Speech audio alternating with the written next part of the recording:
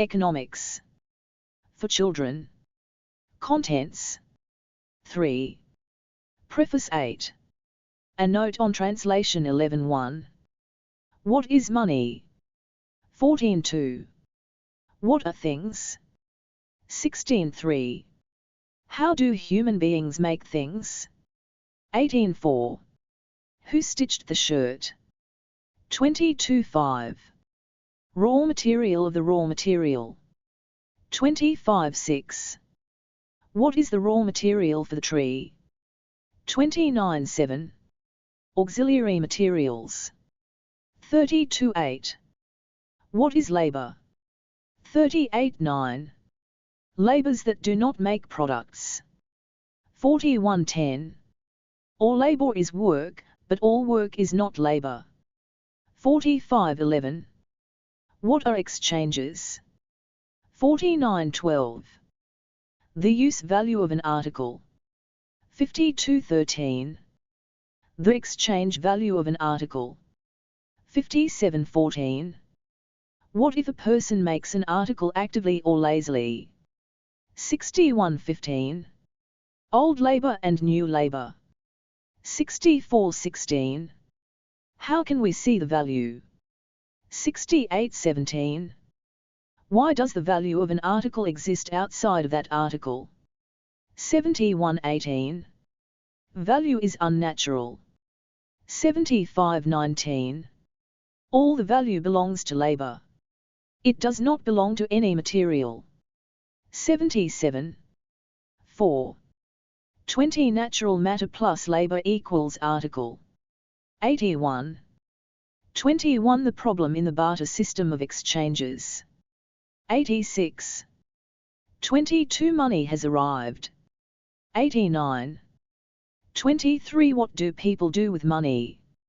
92. 24 Money is a strange article that lacks use value and possesses only value. 96. 25 Is money a mediator of exchanges? 99. 26 Money is the value form of all the articles. 105. 27 Paper money is a stranger article that is devoid of not only use value but also the value. 109.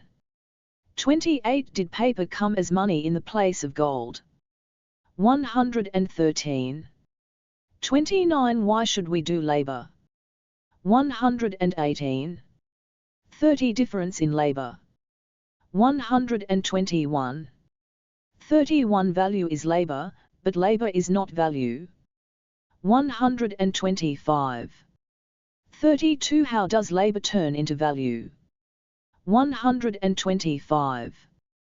33 Money means abstract labor. 133. 34 Human relations mean labor relations. 137. 35. Exploitation of labor has begun. 140. 36 Vulgar and perverted culture of slave masters. 144. 37 Causes for rich-poor distinctions. 148. 38 Hostile classes. 152. 39 A question one should raise about property. 154. 40 Commerce and commercial profit, loans and interest began in the slave-owning society. 158. 5. 41 Emergence of state in the slave-owning society. 162. 42. Teachings of religious texts to the slaves, sin and piety. Heaven and hell. 165. 43. Master-slave relations. 167. 44. Society of landlords. 171. 45. Land rent means exploitation of labor. 174. 46. The beginning of the capitalist system. 181. 47. Profit, the sole aim of capital. 183. 48. Old labor and new labor, total labor of the product. 189.49. Some aspects concerning price. 193.50. How does surplus labor take place? 251. Who will consume the surplus value? 205.52. Surplus labor, surplus value and surplus produce. 211.53. Capital is a grand lie. 217.54. Who will get profit, capital or the capitalist? 225.55. Land rent has become two parts. 230.56. The tenant farmer who is unaware of labor. 236.57. Exploitation of labor is still going on throughout the world. 241.58. Bourgeois magician. 243.59. The principal doubt concerning price. 248.60. Investigation on value began 2,000 years ago. 256. 6. 61. The ignorance of intellectuals. 259. 62. Who discovered the secret of exploitation of labor? 263. 63. Productive and unproductive labors. 267. 64. Do unproductive workers give surplus value? 270. 65. Unproductive labors at the workplace of the capitalist. 277. 66. Transfer of the value of means of production. 281. 67. Commercial workers are unproductive laborers. 288. 68. The entire money in a given country is the result of the labor of productive laborers. 293. 69. Values that add subsequent to production. 302. 70. Subsequent to production. 306. 71. Exchange-related labor does not convert into value. 311. 72. Family labor. 317. 73. Competition, a loathsome expression. 324. 74. Productivity.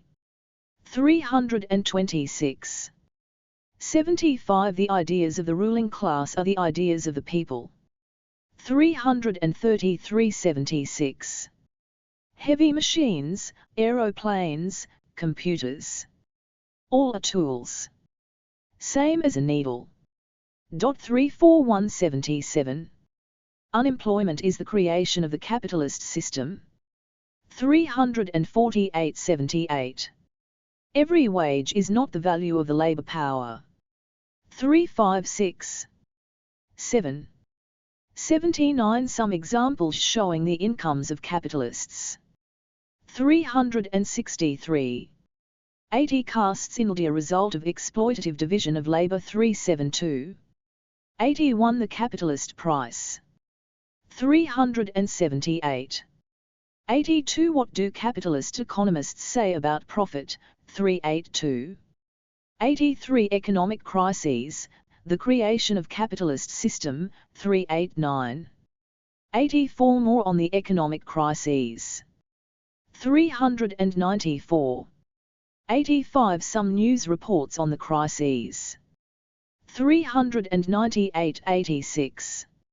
All human beings are class human beings. A class is not monolithic.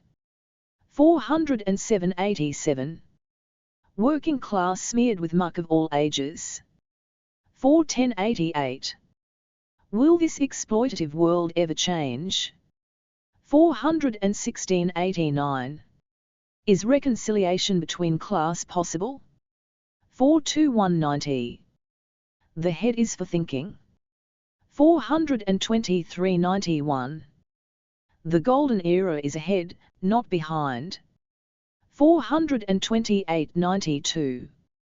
The beginning of the egalitarian society. 431. 93. Communism after communism. 439.94.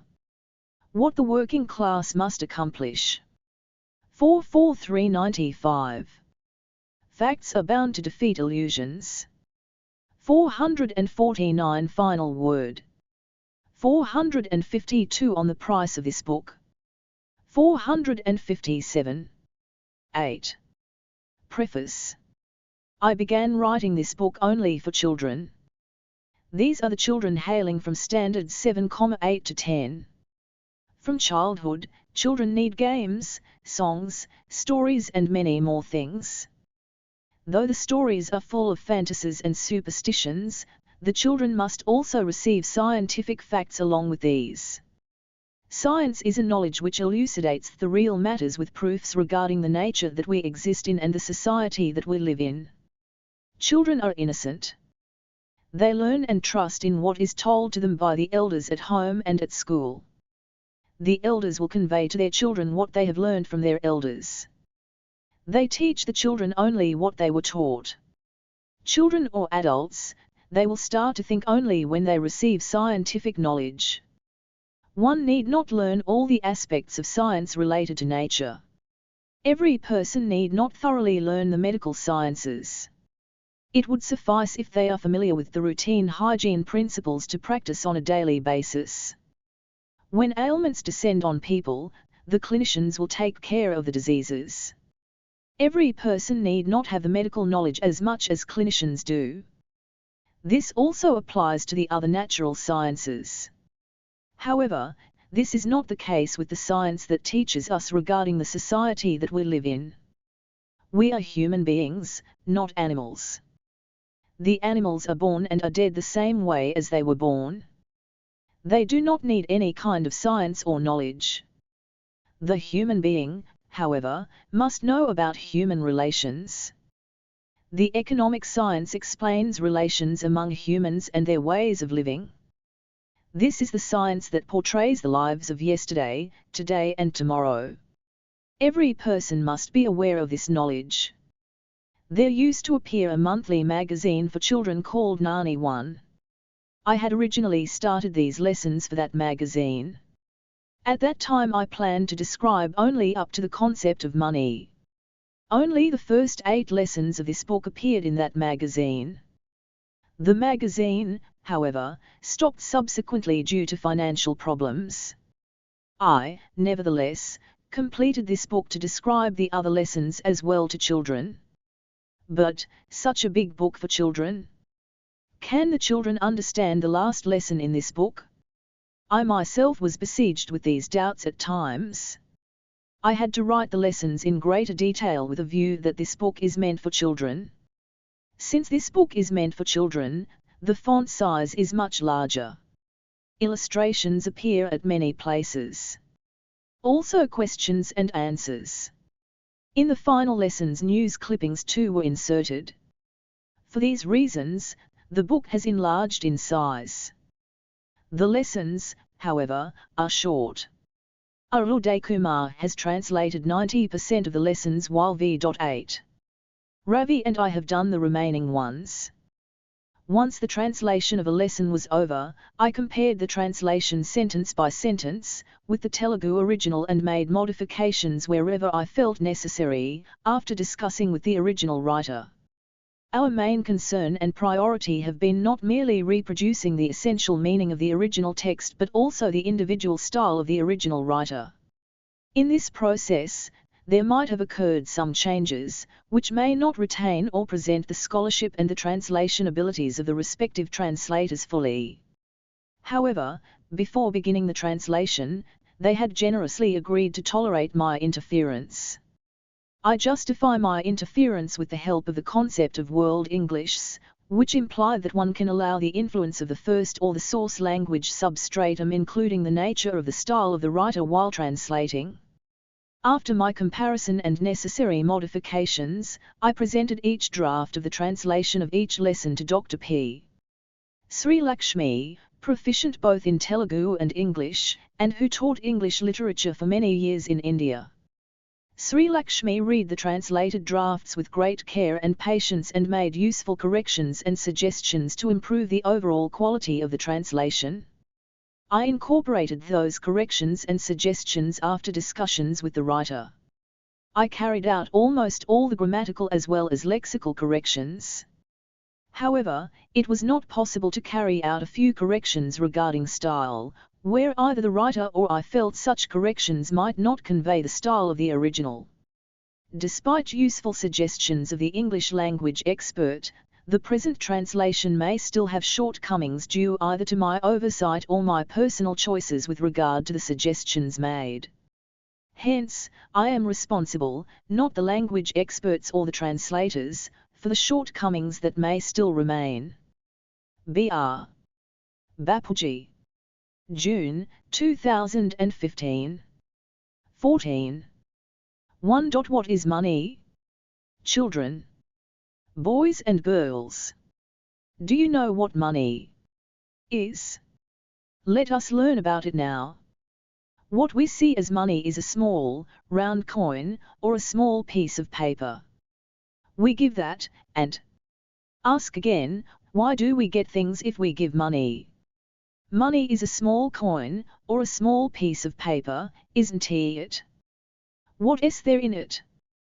Can't we get things without giving that piece of paper? The other day Aunt brought some sweets. We took them without buy pencils, pens, biscuits, books, and many things. If we give money, we can get anything, can't we? So, why do we get things for money? What is money? Did you ever get these doubts? You might not have ever got them. Even elders do not get these doubts. How, then, will children get them? Ask the elders in your house, or your teachers at school, what is money? Listen, they will say, money is that with which we buy things. Money is that which is useful for buying things. They will tell you only that much. Will you know what money is with that answer? That answer is not enough. Giving money, didn't we? To buy things with money, how do we get money? How do all people get money? Why do they get it? From where do they get it? Ask some more questions like this. Neither your mothers nor fathers will be able to give proper answers to any of these questions. Even your teachers will not be able to answer. They cannot answer, because they do not know those things. If they know, they will not hide the answer, will they? They cannot answer since they do not know about it. But, they do not accept the fact. They will not say, we don't know about it. They say the same thing again and again as if they know everything. How? Can we get things without giving money? Will we get them for free? Don't you know this much? What a great question! They will shoot down your questions with arguments like this. In fact, elders should be surprised if children ask such questions. How true! We have not thought about it all these days. Money is just a small piece of paper, isn't it? Why should we get things if we give it? They should be surprised again and again like this. They too should get interested in knowing what money is. But, they will not have any of those wonders. Laziness in general. Too lazy to even wonder. Too lazy to think. Too lazy to use their brains. As a matter of fact, there is nothing new for us to think about money now. People in the past had thought all about it. It is enough if we know about it. If we want to know what money is, we have to know how money acquired the quality to buy things. Before that, we need to know what a thing is. Money is also a thing. Therefore, we should learn about the thing first. We have to read many lessons to learn about money. Questions and answers. 1. What is money? Have you ever got this question? If so, did you ask anyone? 2. While reading this lesson, have you thought of knowing what money is? Have you, then, asked your elders? 3. If you had asked them, what did they say? 4. Do you always have some money with you? 5. Have you ever lost money that you kept in your pocket or box? Did you tell your elders at home about it? 16. 2. What are things? We have said that money is also a thing. But it does not mean that we already knew what money is. First, we have to see what things are. Things are those which human beings make. Those which human beings do not make but found in nature are not things. Is air a thing? No. It is found in nature, without human beings having made it. We have to call it a natural substance. Is earth a thing? No. Human beings did not make it. There are hills, rivers, and oceans on earth. Those are all natural objects. If the trees in the forests have fruits and nuts, did people make them? No, right? So, all such things are natural substances. We have to call only those things that humans make as things. This book that we are reading is a thing. People made this. All the clothes on our bodies are things. The chairs and benches that we sit on, the beds that we sleep on, the pens and pencils we write with, the rice and curries that we eat, the houses that we live in, the schools we go to, the vehicles, bicycles, buses, trains that we travel in, not just this, not just that, all these are things, since it is the humans who make them. Every day, we live by making many things and using them. There was a time when all these things were not there. There were people even then, but they did not know how to make things. There were no things whatever at that time. On land, grasses and trees of many kinds take a root and grow by themselves. Those trees bear fruits and nuts. Fish grow in ponds and rivers. There are chickens, rabbits, deer, and other animals in forests. At a time when humans were not aware of making things, they did not have clothes. They used to roam around nakedly, just like animals. Since there were no houses, they used to live under trees, in the caves found here and there in the hills. As there 17. Were no rice and curries, they used to live by picking fruits and nuts from trees and eating them. They used to catch fish found in ponds with hands and eat the raw fish. There were no things like nets to catch fish. They did not even know how to make fire yet.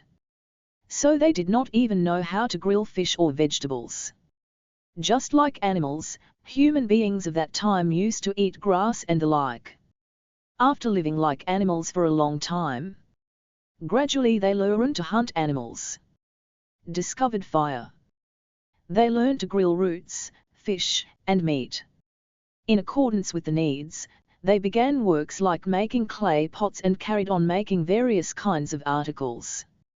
Clothes to cover bodies came only because of making things like that. Similarly, there came houses to live in. A variety of cooked dishes came. Shoes for feet, and books to read came. Why this and that, all the articles that we use came. But, do you know how they make things? We have to see that now. Questions and answers. 1. What is an article? Anything that human beings make is an article. 2. What is earth? Is it an article? It is not an article. It is not something which human beings made.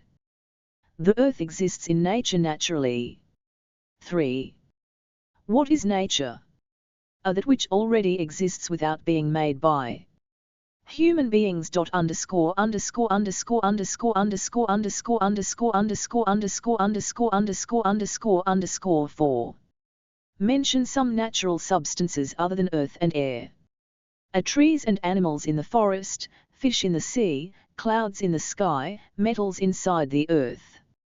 5. What are sun, moon and stars?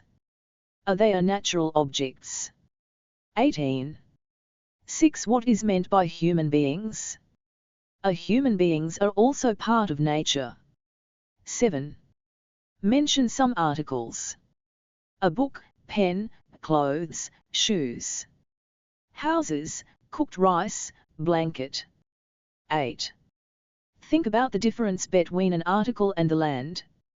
An article becomes useless after some time. Land remains forever. 3. How do human beings make things? We have to pick something as an example. Shall we pick a shirt? Shirt is a thing, isn't it? How do they make it? First, we need to have cloth. Is that all? Is cloth enough? Will a shirt be ready just from cloth? No. We need a needle, we need thread, and we need buttons. We need scissors to cut the cloth. Okay, let us keep the cloth, the needle, the thread, and the scissors in one place. Let us sit away from them. Let us not look in that direction for some time. If we look at them after a while, will a shirt be ready? It will not happen like that. All the things we put there will remain exactly the same. They will be in the same place where we put them. So, what else do we need to make a shirt? We also need a human being. That person should know how to cut the cloth, and should know how to stitch a shirt. Let us say Parvati knows pretty well how to do all those things. If we ask her to stitch a shirt, what will that girl do? According to the measurements necessary for the shirt, she will first cut the cloth using the scissors. Will that happen without the scissors? No. The scissors ought to be there.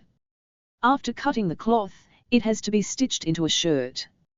First, the thread has to be inserted into the needle. People who do not know how to stitch also do not know how to thread a needle. They can stitch only if they can thread a needle.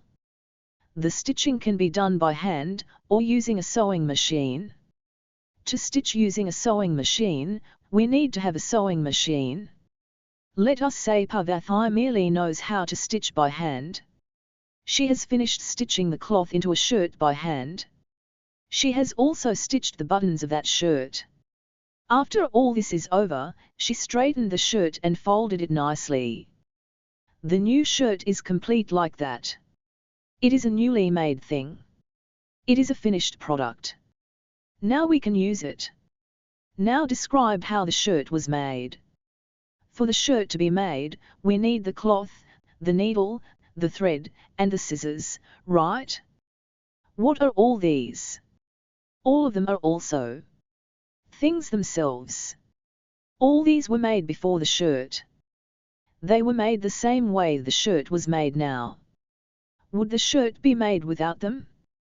Will the shirt be ready without the clothes, the needle, the thread and the scissors? The new product can be made only when all the old things that are necessary for making the new product are readily available. Based on their use, the old things have different names. First of all, we need the cloth to make the shirt, right? For making the shirt, the cloth is raw material. We call it raw material because, do we wear the cloth? No, we don't. It is yet to be made into a shirt. Only then can we wear it. So, it is raw material as long as it remains as cloth. Not just the cloth, all things that are in a shirt are raw materials. The thread is used here and there in the shirt. The buttons are sewn to the shirt. All of them together have become a shirt, haven't they? All the old things that became part of the new. 20. Product are raw materials for the new product. Well, then, what about the scissors? What about the needle? Are these also sewn to the shirt? No, they aren't. After the job of cutting the cloth is over, the scissors is put away from the cloth. In the same way, after the job of stitching the shirt is over, the needle comes out of the shirt. neither the scissors nor the needle stay inside the shirt. Therefore, these are not raw materials. Things like these have. They are called. These are the tools for doing work. The scissors are a tool for cutting. The needle is a tool for stitching. These things have different names as well, such as instruments or implements. All those names mean the same. What have we learned so far? What are all the things necessary to make a shirt? We need 3 types of items. 1. We need raw materials. 2. We need tools. 3. We need a person who does the work of stitching. If we look at the shirt that is ready, we can see the raw materials in it, but we cannot see the tools. As the tools are not in the shirt, we cannot see them in the shirt. The work that was done to make the shirt will also be visible. Cutting of the cloth and stitching it into a shirt will be visible. But the person who did all that work will not be visible. Who did the job of cutting? Did Parvati do it, or the scissors? Who did job of stitching? Did Parvati do it, or the needle? Think about it. Questions and answers. 1. What is a shirt? A. It is a thing. 2. Does a thing have another term? A. Yes. We can also call it a product or an article. 21. 3. What do we need to make a shirt? What are they? A cloth, scissors, needle, thread and buttons. These are also things. They were made much before the shirt. All the things that are necessary to make a thing may be called means of production. 4. Who made those articles and where? A. That we do not know. 5. Cloth is necessary for making a shirt. Cloth, then, is raw material. But, when cloth is made into a shirt, it is a finished article, isn't it? Then, how could it be raw material? A. When cloth is made, it is a finished article. But do we wrap cloth around our body? It should change into a garment, shouldn't it? Cloth turning into a shirt implies that an article which was already produced is now turning into another article. Raw materials. Tools together constitute means of production. An article which has to change into another article is raw material. 6. What is the raw material of a shirt, cloth, thread or cotton? Since a shirt is made of cloth, cloth itself is raw material for the shirt. It is irrelevant for the shirt to know the raw material of the cloth. In the process of producing a shirt, cloth is the raw material. The raw material for the cloth is thread/yarn. The raw material for the yarn is cotton. 7. What is scissors? Is it a finished article or not? A scissors is a tool. This is a finished product. This will not turn into another article. Every tool is a finished article. 8. 3 kinds of things are necessary to make a new article. What are they? Raw materials. Tools. Human beings, who do that work. 22. 4. Who stitched the shirt? Did Parvati cut the cloth, or did the scissors? Did Parvati stitch the shirt, or did the needle do it? Have you thought about it? Are you thinking, what are these questions? Such easy questions. True, these are very easy questions. But even elders do not know the answers for these questions. Even great intellectuals do not know the answers. In the past, nobody knew the answers to these questions. Now, some people, but not all of them, know the answers. It was Parvati, and not the scissors, who did the job of cutting the cloth. Similarly, it was Parvati, and not the needle, who did the job of stitching the shirt. Parvati used the scissors and the needle as tools in her work. But it was Parvati who did all the work. But, some unwise persons might say, tools also do the work. In any job, the tools work along with the human beings. What do they say as to how to understand the making of a shirt? They say that we should understand it as follows: Parvathi and the scissors together did the job of cutting the cloth, and Parvathi and the needle together did the job of stitching the shirt. But if we understand it like that, it is totally wrong. If Anvayab is done, it is human beings who do it. Tools are necessary for doing the work. In the hands of the people who do the work, the tools are useful and necessary for doing the job. But that does not mean that they do the work as human beings do. If we put the scissors down and sit at a distance, will the scissors get up and cut the cloth? The scissors will not move unless a human being holds them. The scissors move only when the person moves them. This means that it is the human being that does the work and not the scissors. But there is a question: can Parvathi do the job of cutting without the scissors, just by using her hands? No. We have said that the tools are also necessary for doing the job. To do Anv work, there has to be a person who does the work. And there have to be the tools necessary for doing the work. Both are necessary. But we should not think that both do the work just because both are necessary. It is the human beings who do the work, not the tools. Not just the job of cutting, it is the same for the job of stitching. It is Parvathi that stitched the shirt, not the needle. If you leave a needle at some place, will it get up by itself, thread itself, and stitch a shirt? It doesn't happen that way, does it? Only when a human being picks it up, the needle gets into that person's hand.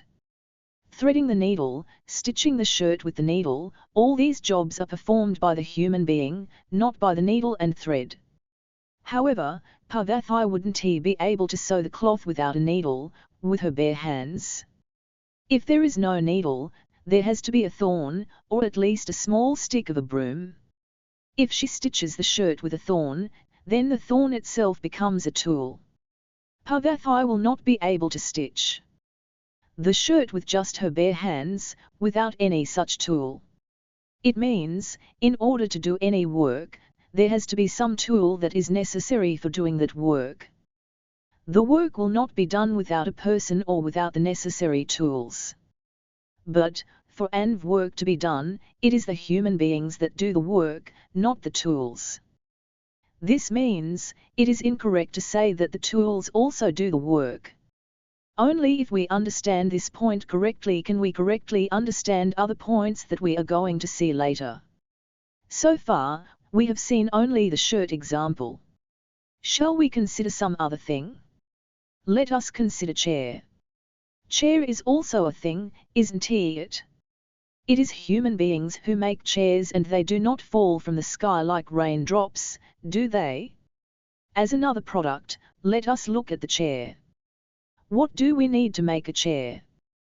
What is the raw material for a chair? The raw material is whatever the chair is made of. The raw material becomes a chair. A chair can be made from a metal sheet, wood, bamboo, plastic, or a number of other things. Let us look at a wooden chair. If wood is converted into a chair, the wood itself is the raw material, isn't it? Some other things are also necessary as raw materials. Nails and glue are necessary. Nails dig into pieces of wood and hold them together. Glue tightly binds pieces of wood to each other. The nails and glue become part of the chair. Therefore, they are also raw materials. All of them together become a chair. If we paint the chair, as the paint also gets to be part of the chair, the paint also becomes raw material. If it is an unpainted chair, we need not consider the paint. It is not necessary. Well, we have seen the raw materials for the chair. What, then, are the tools necessary for making the chair? First, we need a saw to cut the wood into pieces. Then, we need a file to scrape the wooden pieces and make them smooth. We need a hammer to drive the nails into the pieces of wood. Like this, some types of tools are necessary for building a chair. So what do you call the work of making a chair? Questions and answers. 5. Are these raw materials or tools? A. Nails are raw materials. Hammer and saw are tools. 1. There are 3 sentences here. Which one of them is correct? Scissors cut the cloth. Parvathi and scissors together cut the cloth. Parvathi cut the cloth. The last sentence is correct. 2. What do scissors do? A scissors does not do any work. It is X, not the tool, which does the work. 3. Why are tools necessary? They are useful for human beings to work with. 4. To do any work, we need 2 things. What are they? Human beings who do that work. Raw materials and tools necessary to do that work. 25.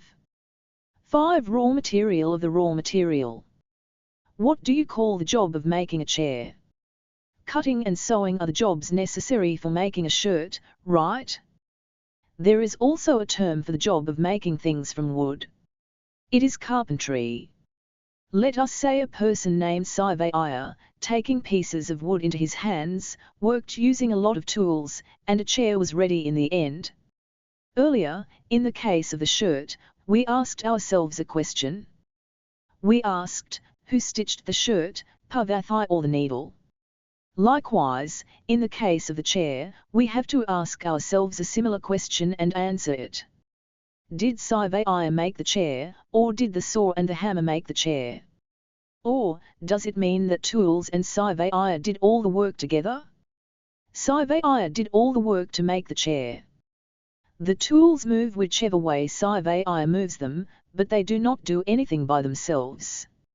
It is Sivaya that made the chair, not the saw, not the hammer. Well, now let us see one more point. The main raw material for the chair that Sivaya made is wood, isn't it? Well, then, how was that wood made? Who made it? What did they make it with? What is the raw material for the wood? Do you know how we get the wood? We get wooden planks if you chop down a tree. So, is the tree the raw material for the wooden planks? To know if it is the raw material or not, we have to know how the tree had grown and if anyone had nurtured the tree. Which means, we have to first know whether that tree grew by itself in the forest, without any help from human beings. Or, did human beings do a lot of work to let the tree grow? From this we will be able to know about the raw material. If it is a tree that had grown by itself in the forest, it cannot be considered as raw material. Then, the tree is a natural object. Raw materials are only those things that are produced as a result of human labor. A tree in the forest is not something that humans make, it germinates and grows by itself from seeds that naturally exist in the ground. If a person named Venkana chopped down such a tree into wooden planks, it means that he did all that work on a naturally existing object, and it does not mean that he did all that work on raw material. But, consider a tree in an orchard. To grow a tree in the orchard, people should do a lot of work. First, the ground has to be loosened with tillers, shovels and pickaxes.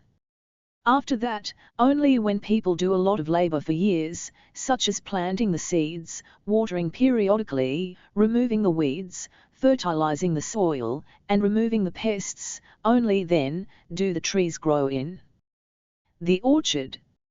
If a tree grown by humans is chopped down into planks, then that tree is raw material for the planks.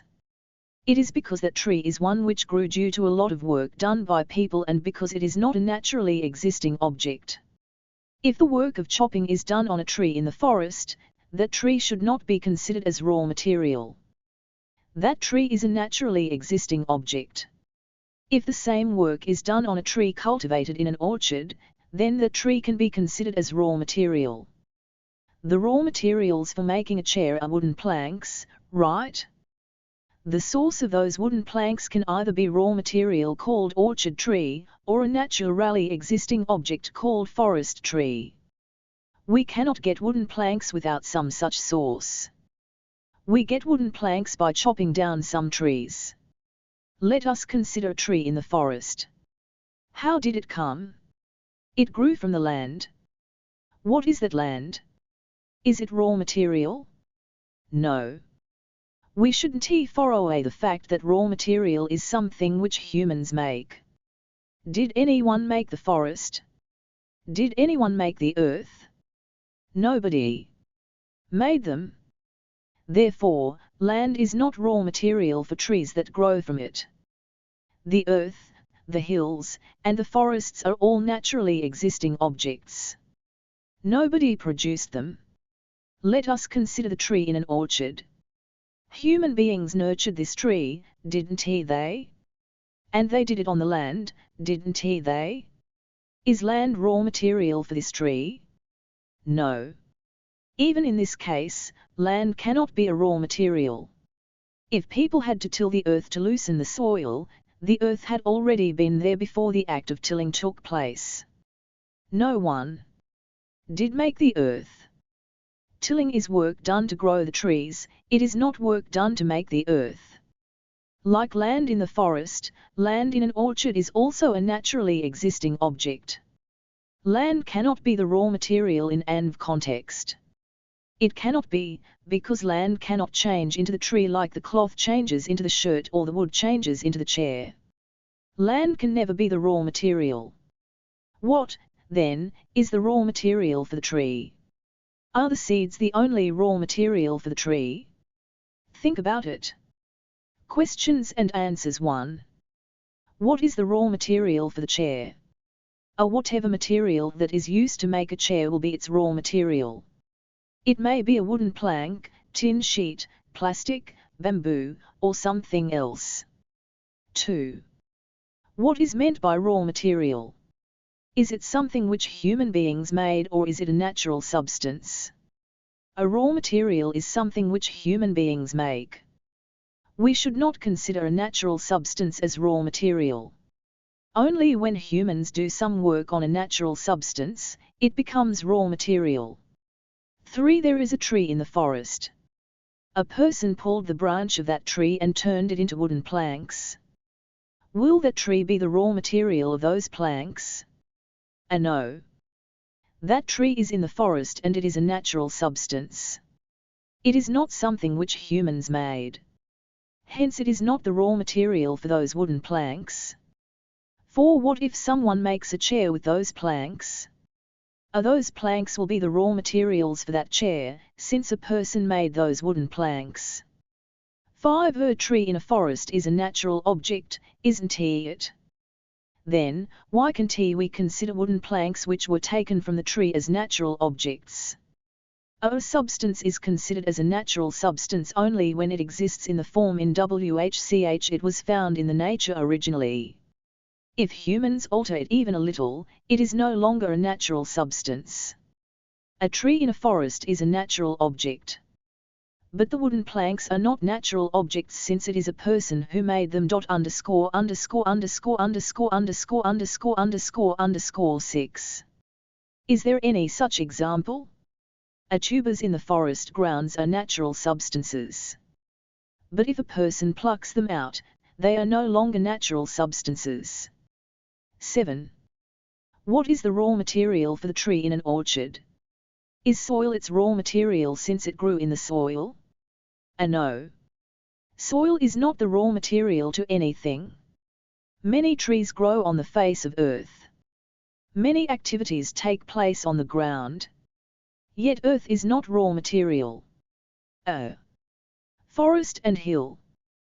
These are natural. What is this? It is a tool necessary to do the work of substances / objects. Winnowing. 10. What is this? A natural substance. 11. Is this a natural substance or an object? We cannot answer this without knowing how it grew. If it had blossomed on a tree in the forest, it is a natural substance.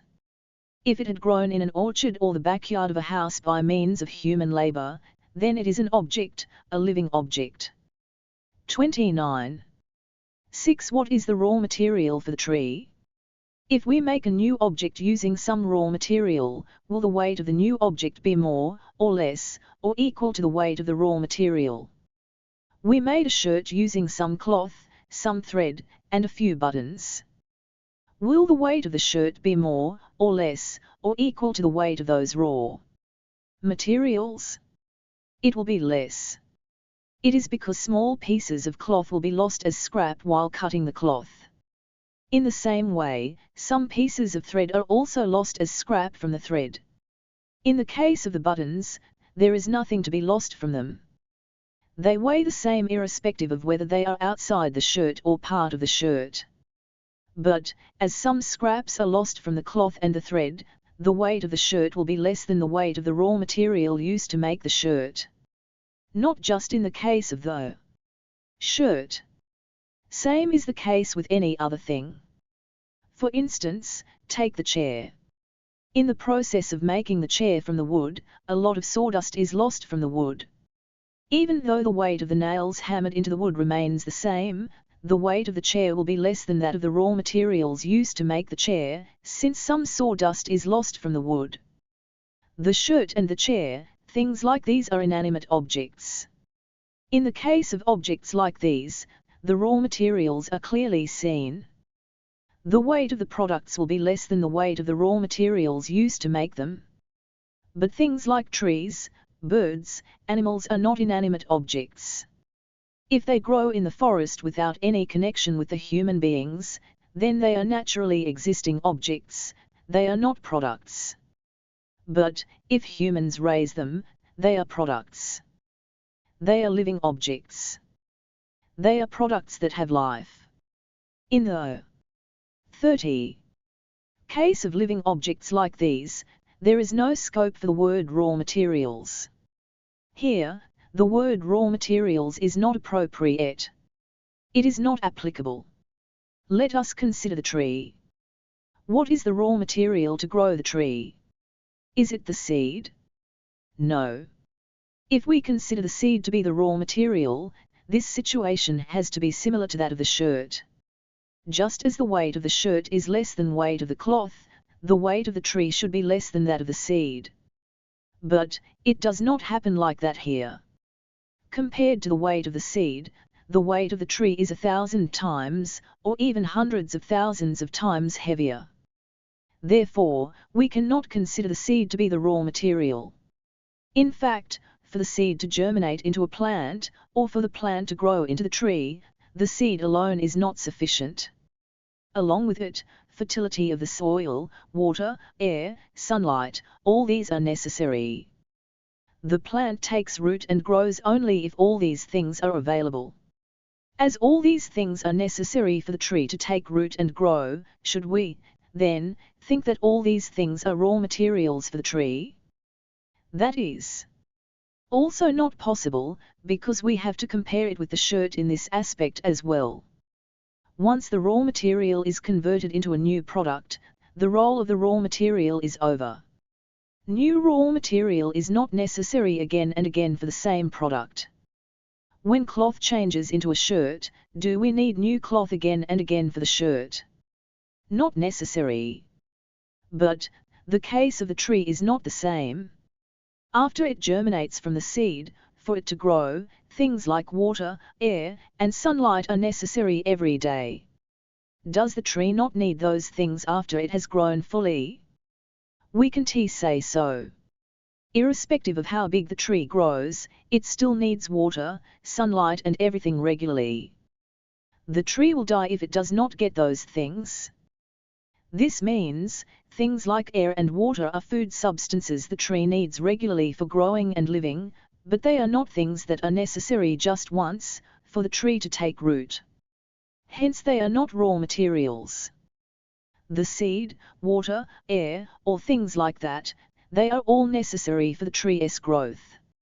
But we should not call them raw materials. The word raw materials is 31. Only appropriate in case of inanimate things like shirt, chair, etc. It does not apply to living things like trees, birds, or animals. products that are made without raw materials. Even in the case of inanimate objects, some activities do not involve raw materials. We will now see some such activities and the things they produce. There is coal mine under the ground. If we want that coal, we will have to dig it up from the mine. If we dig the earth and take the coal out, the coal is an inanimate object. So, what is the raw material that was first used to make that inanimate object? Nothing. The coal inside the earth is naturally there. To take it out, we just need to dig it out. No raw material is necessary for doing so. In extracting natural substances like roots, minerals, and oils from the earth, in obtaining fruits, trees, birds and animals from the forests, in obtaining things from rivers and oceans, there are no raw materials involved in activities like this. This means, raw materials are involved in only certain activities and work, but not all of them.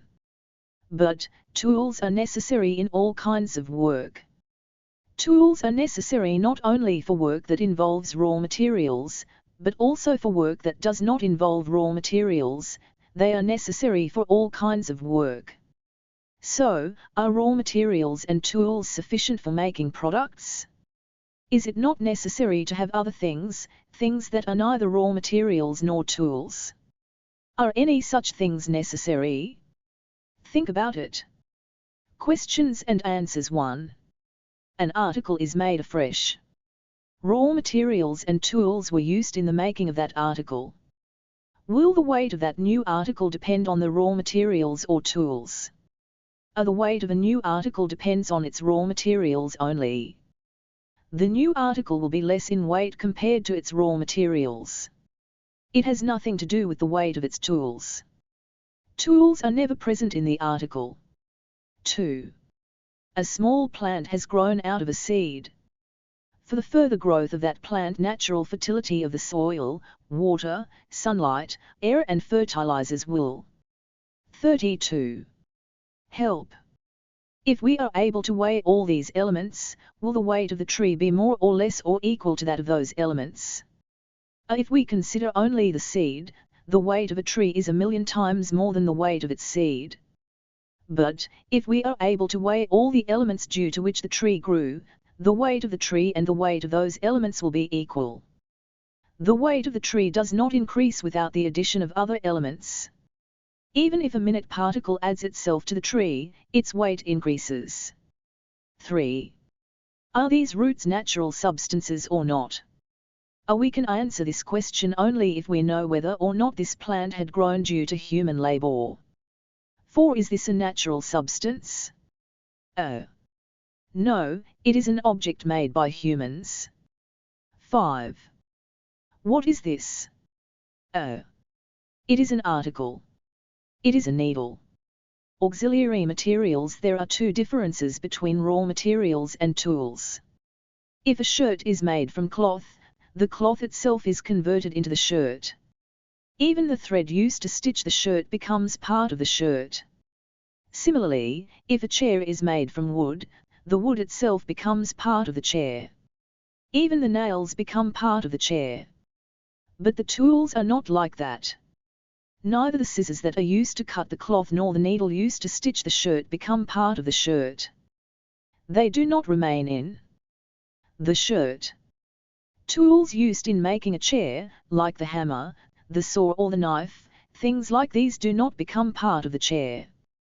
This is the first difference between raw materials and tools. When a shirt is stitched from raw materials like cloth and thread, the shapes of those raw materials change. A sheet of cloth does not remain as a sheet of cloth.